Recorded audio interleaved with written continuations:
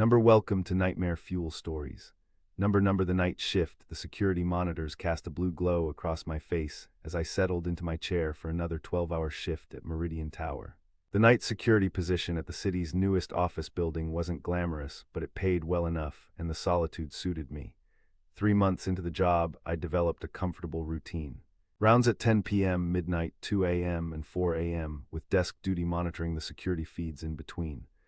Another exciting night in paradise, I muttered to myself, scanning the array of monitors displaying empty hallways, the vacant lobby, and darkened office spaces. 42 cameras in total, covering every corner of the 20-story building, except for the few restricted areas on the top floors that belonged to Meridian Biotech, the building's primary tenant and owner. I sipped my coffee and began my standard system check, cycling through each camera feed methodically. Everything appeared normal until I reached camera 37, the one monitoring the service corridor on the 18th floor. For just a moment I thought I saw movement, a shadow passing quickly at the edge of the frame. I rewound the footage by 30 seconds and watched again. Nothing, just an empty hallway with flickering fluorescent lights. Eyes playing tricks, I said, making a mental note to report the faulty lighting on that floor during tomorrow's shift handover. I continued my check, but something about that momentary shadow nagged at me. In 3 months, I'd never seen anything unusual on the upper floors after hours. The biotech company maintained strict access protocols, and nobody was authorized to be there after 9 p.m. except for security personnel.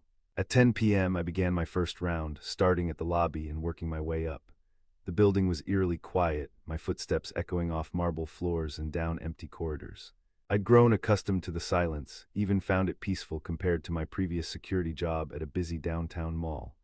When I reached the 18th floor, I paused outside the service corridor where I'd spotted the anomaly on camera 37. The fluorescent lights buzzed and flickered overhead, creating shifting patterns of shadow and light. Standing there, I felt an unexpected chill, as though the air conditioning had suddenly kicked into overdrive. I swept my flashlight beam down the corridor, illuminating nothing but bare walls and closed maintenance doors. As I turned to leave, something caught my eye, a dark smudge on the white floor near one of the maintenance closets. I approached it cautiously, crouching down for a better look. It appeared to be a footprint, a wet, dark footprint that hadn't been there during yesterday's rounds. I touched it with my gloved finger. The substance was viscous and dark red, blood. My heart rate accelerated as I stood and drew my radio from my belt. Base, this is Walker on 18. I've got what appears to be blood outside maintenance closet C requesting backup. Static answered me. Base, do you copy? This is Walker on 18. More static than a brief burst of garbled sound that might have been words. I tried again, but the radio remained unresponsive. Cell service was notoriously poor on the upper floors, something about the building materials interfering with signals, so I couldn't use my phone either. I'd have to check the maintenance closet myself, then head back to the security office to report what I'd found. Standard protocol dictated that I should retreat and call for police assistance in situations involving potential injuries, but curiosity overrode my training.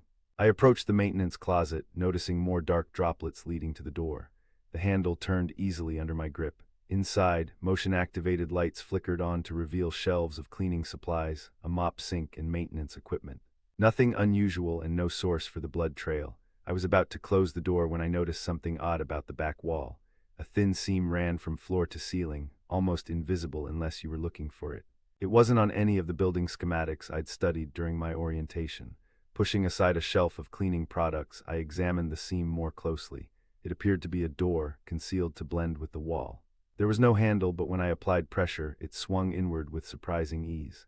Beyond lay darkness, a darkness so complete it seemed to swallow my flashlight beam.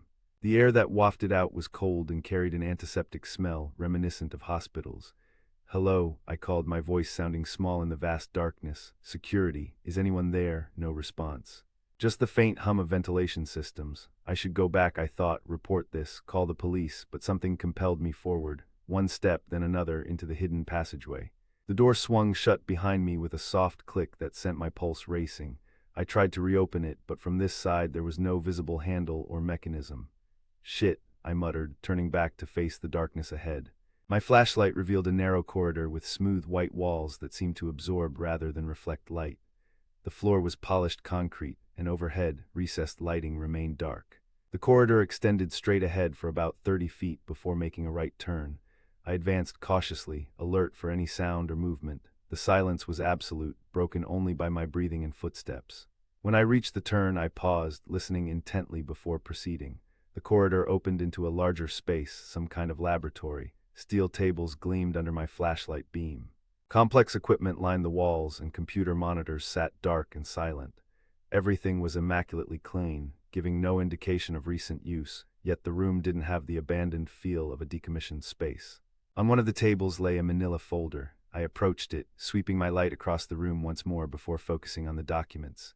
The folder bore the Meridian Biotech logo and the words Project Threshold, Phase 3 in bold lettering. I opened it to find research notes and photographs. The technical language was beyond my understanding, filled with medical and scientific terminology that meant nothing to me. But the photographs were clear enough: brain scans, tissue samples, and what appeared to be video stills of human subjects in various states of distress. One page caught my attention. It contained a list of names with dates and status indicators. Most were marked terminated or failed. 3 were labeled progressing. The most recent entry, dated just yesterday, read Subject 23 threshold achieved. A noise from somewhere beyond the lab, a metallic scraping, made me look up sharply. I closed the folder and moved toward the sound, passing through another doorway into a corridor lined with what looked like observation rooms. Each had a large window and a heavy door with a digital lock. Most of the rooms were dark, but in the third one, a faint light glowed. I approached the window and peered inside. The room contained a hospital bed with restraints, monitoring equipment, and an IV stand. On the bed lay a figure covered by a sheet. As I watched, the sheet moved, rose, and fell with breathing. Someone was alive in there. I tried the door, but the keypad required a code. Through the window, I could see the figure stir again. A hand emerged from beneath the sheet, pale, thin, with elongated fingers that didn't look quite right, as though the joints were in the wrong places. The hand pulled the sheet down, revealing a face that made my blood run cold. It was human, yet not human. The proportions were wrong, the eyes too large and set too far apart, the mouth stretched in an impossible grimace. The skin was papery and gray, stretched tight over a skull that seemed misshapen. The eyes opened entirely black, without iris or white, and fixed directly on me. I stumbled back from the window as the creature sat up. Its movements were jerky, uncoordinated, like a marionette with tangled strings. It slid from the bed and approached the window, placing those distorted hands against the glass. Its mouth opened, revealing teeth that were too numerous and too sharp. No sound emerged, but I could see its chest heaving as though it were trying to speak. I turned and ran back through the laboratory, down the corridor toward the maintenance closet entrance. Behind me, an alarm began to wail, a high, pulsing sound that seemed to come from everywhere at once. Red emergency lights flashed on, bathing the white corridors in a bloody glow. When I reached the hidden door, I pushed against it frantically, but it remained sealed. In desperation, I pounded on it with my fists, shouting for help, though I knew no one would hear me through the thick walls. A voice spoke from behind me, calm and clinical. "Security breach in Sector 7. Containment protocols initiated." I whirled around to find the corridor empty. The voice had come from overhead speakers. "Please remain where you are. Security personnel have been dispatched to your location." "Let me out," I shouted at the unseen surveillance system. "I'm Meridian Security." "I was just doing my rounds. Unauthorized personnel detected in restricted area," the voice continued, as though I hadn't spoken. "Containment teams proceed to Sector 7. Biohazard protocols in effect. Biohazard." The word sent a fresh wave of panic through me. I remembered the blood trail that had led me here, the distorted figure in the observation room, the research notes about threshold achievements. I had to get out. Looking around desperately, I spotted a fire extinguisher mounted on the wall. I grabbed it and began hammering at the hidden door, hoping to break through or at least make enough noise to alert someone on the other side. The metal canister bounced off the door ineffectively. Whatever material it was made from, it wasn't going to yield to brute force. I was wasting precious time. The sound of footsteps, multiple sets, echoed from the direction of the laboratory. They were coming for me. I abandoned the door and ran in the opposite direction, deeper into the unknown facility. The red emergency lights guided me through a maze of corridors, past more laboratories and observation rooms. Some of the windows revealed dark shapes moving inside, more of those not quite human figures, agitated by the alarms. I turned a corner and found myself facing a stairwell marked "Emergency Exit Only, Alarm Will Sound." At this point, another alarm hardly mattered. I pushed through the door and began descending the stairs as quickly as I dared. The stairwell was concrete and steel, illuminated by the same pulsing red lights. I had no idea where it led, but down seemed better than staying on the research level with whatever was being contained there. After 2 flights, I heard a door open somewhere above me and voices calling out. They were in pursuit. I quickened my pace, taking the stairs 2 at a time, my security boots loud on the metal steps. The stairwell seemed to go down much further than I expected. I'd started on the 18th floor, but I'd descended at least 10 flights and still hadn't reached the bottom. The numbers on the doors I passed didn't make sense either, B3, B5, Bait, suggesting sublevels that weren't on any building plans I'd seen. Finally, I reached a door marked B12, restricted access. It was my only option. I pushed through into a dimly lit corridor that looked older than the research level above, concrete walls instead of smooth white surfaces, exposed pipes overhead. The air was damper here, with that same antiseptic smell, but now undercut with something earthier, organic. I moved quickly down the corridor, passing rooms with heavy steel doors, most of them closed. Unlike the observation rooms above, these had only small viewing slits at eye level. I resisted the urge to look inside, focused only on finding an exit. The corridor ended at a T-junction. I paused, listening for pursuers, then turned left toward a sign that read Maintenance Access. If I could find my way to the building's main mechanical areas, I might be able to reach the parking garage or loading docks. The maintenance access led to a large chamber filled with pipes, electrical panels, and ventilation equipment. The noise was tremendous, hissing steam, humming machinery, the distant rumble of the building's massive HVAC systems. It would help cover the sound of my movement, but it also meant I couldn't hear if anyone was following. I navigated through the mechanical forest, searching for an exit. The chamber seemed to extend the full width of the building, with multiple levels connected by metal catwalks and ladders. I climbed one of these ladders to a higher catwalk, hoping to get a better view of possible escape routes. From this vantage point, I could see that the chamber connected to a large tunnel, possibly part of the city's underground infrastructure. If I could reach it, I might find my way to the subway system or storm drains. I was making my way toward the tunnel when the lights in the chamber suddenly brightened. A voice boomed over loudspeakers, drowning out the machinery noise. Attention, this facility is now under lockdown. All personnel must report to designated safe zones immediately. This is not a drill. Repeat, this is not a drill. Below me, doors slid open and people in white hazmat suits poured into the chamber. They moved with purpose, checking equipment and securing access points. None had looked up to spot me on the catwalk yet, but it was only a matter of time. I crouched low and continued toward the tunnel entrance, using the pipes and ductwork as cover. When I reached the end of the catwalk, I found a maintenance ladder that descended to a platform just above the tunnel entrance. As I began to climb down, my radio suddenly crackled to life at my belt, emitting a burst of static loud enough to echo in the cavernous space. I froze, but it was too late. One of the hazmat-suited figures looked up, pointing in my direction. There, on the catwalk, I abandoned stealth and scrambled down the ladder as quickly as I could, dropping the last few feet to the platform. Behind me, I could hear shouting and the sound of boots on metal as they pursued. The tunnel entrance was partially blocked by a security gate, but it wasn't fully closed. I squeezed through the gap and found myself in a concrete passage large enough to drive a truck through. Overhead lights illuminated the path ahead, which curved gradually to the left. I ran, my footsteps echoing off the walls. Behind me, I heard the metallic screech of the security gate being forced fully open. They were still coming. The tunnel seemed endless, with occasional side passages and maintenance alcoves. I chose to stay on the main path, hoping it led to an exit rather than deeper into whatever underground complex I'd stumbled into. After what felt like a mile, the tunnel widened into a larger chamber with multiple passages branching off. In the center stood a massive piece of equipment, some kind of particle accelerator or experimental apparatus, judging by its complexity. It hummed with power, blue-white energy crackling between components. As I paused to catch my breath and decide which way to go, my radio crackled again. This time, through the static, I heard a voice, not from my pursuers, but something else entirely. "Help us, they've opened." The threshold, the voice was distorted, breaking up between bursts of static, but there was no mistaking the terror in it. "Who is this?" I whispered into the radio. "Where are you? Can't hold it back anymore." The voice faded into a scream that made my skin crawl, then silence. A new sound filled the chamber, a low, resonant hum that seemed to vibrate through my bones.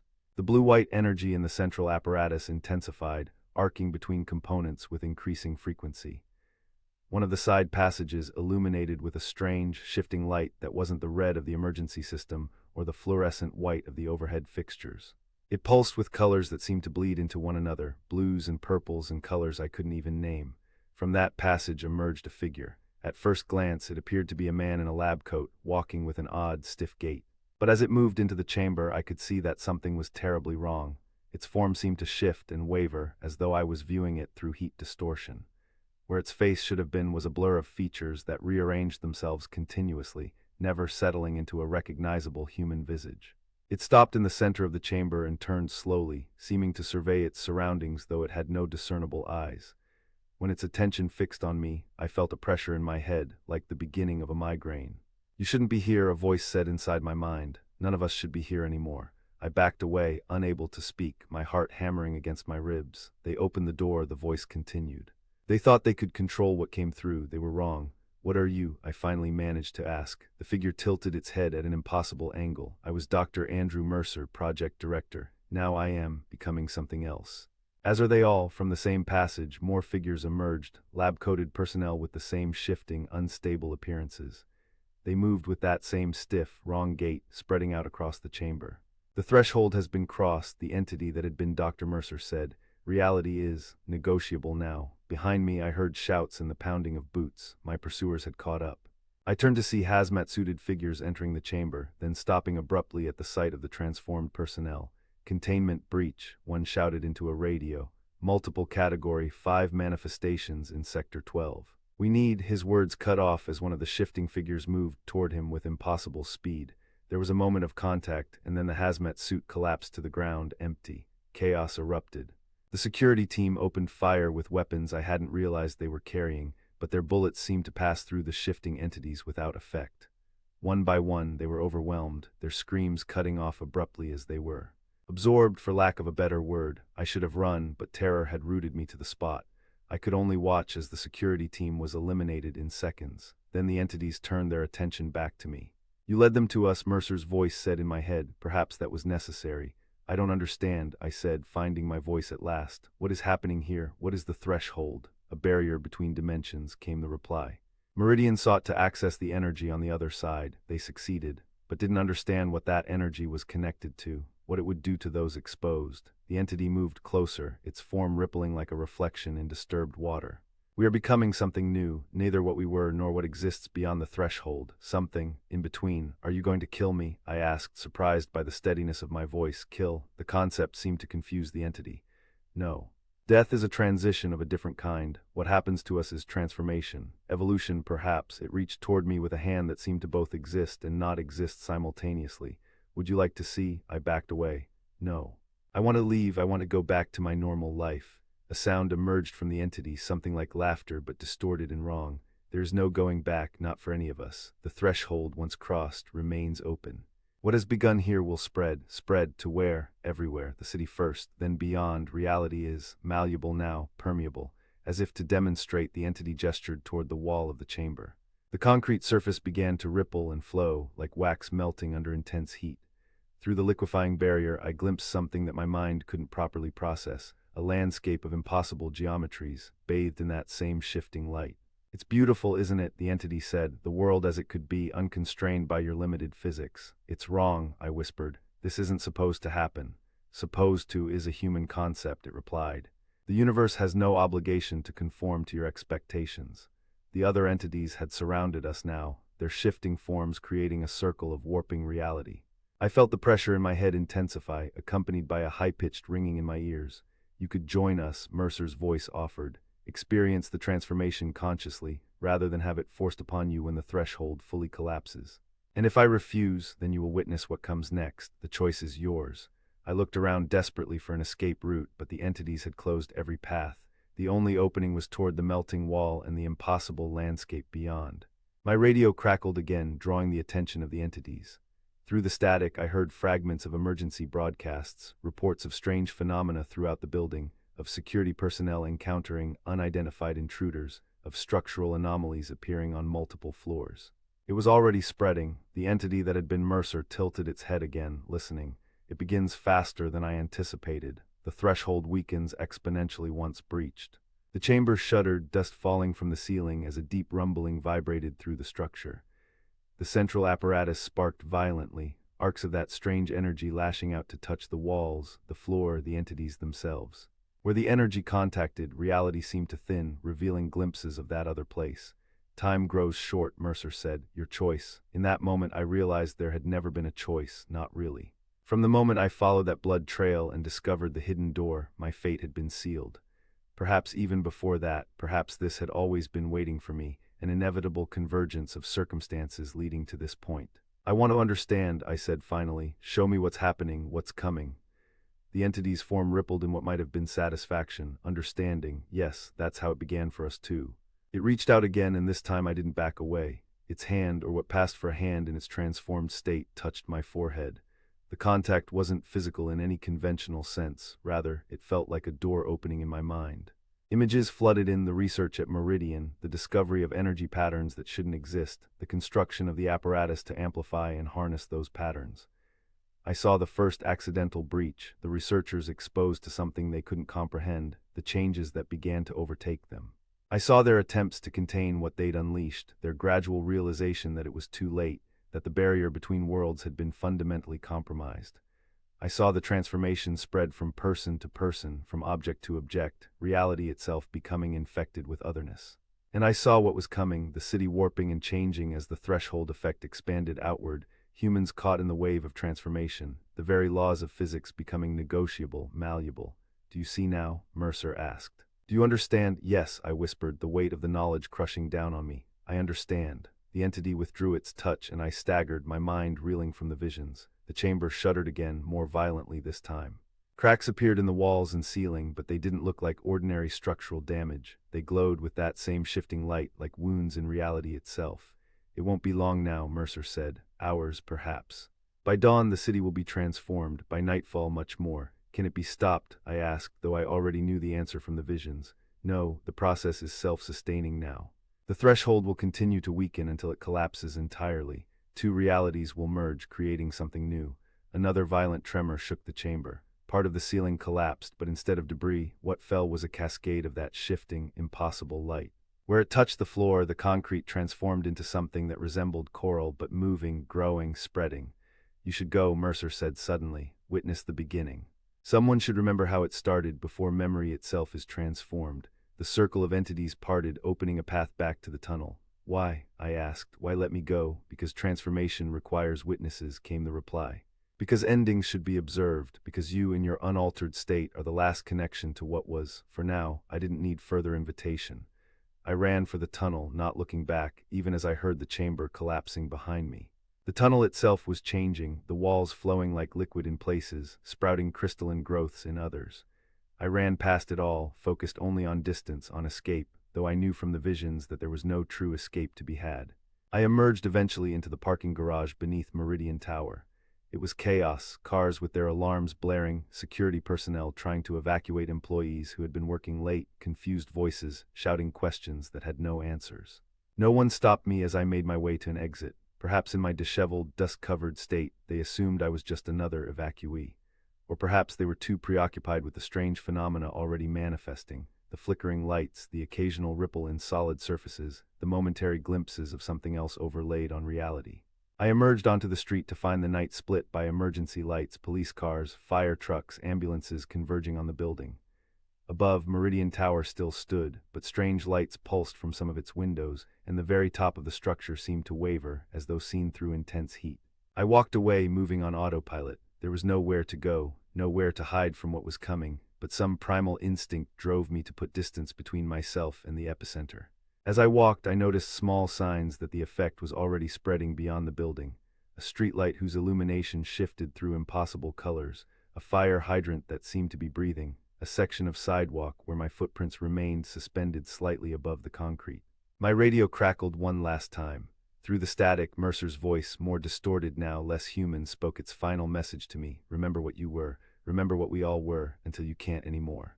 The radio dissolved in my hand, transforming into a cascade of tiny, iridescent butterflies that weren't butterflies at all, but something that only resembled them in passing.